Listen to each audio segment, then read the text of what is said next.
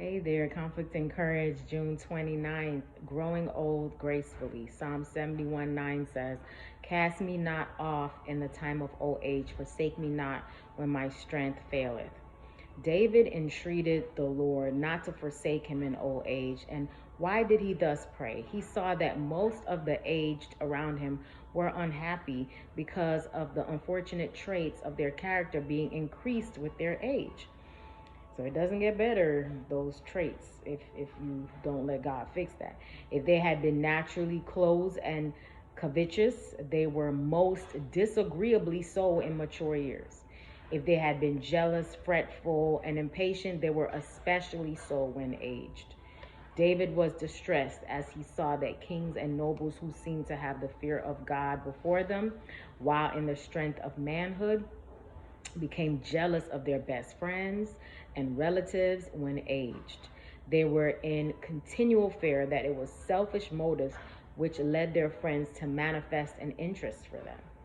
They would listen to the hints and the deceptive advice of strangers in regard to those in whom they should confide. Their unrestrained jealousy sometimes burned into a flame because all did not agree with their failing judgment. Their covetousness was dreadful.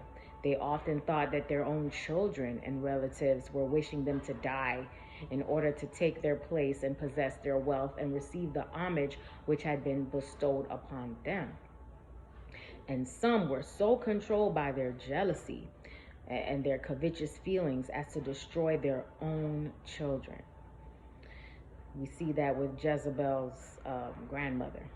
David marked that although the lives of some, while in the strength of manhood, had been righteous, as old age came upon them, they seemed to lose their self-control.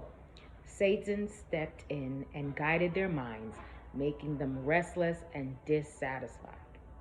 David was deeply moved. He was distressed as he looked forward to the time when he should be aged.